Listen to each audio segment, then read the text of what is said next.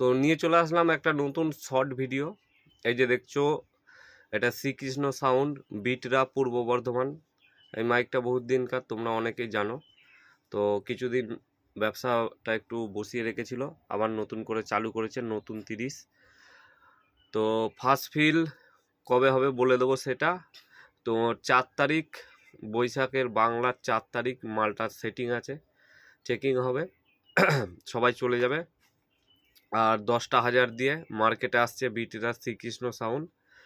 তো তোমরা দেখতে পারবে ফুল ক্যাসেট, মোটামুটি 50 পিস ক্যাসেট আছে, তার মধ্যে 10টাই বিট।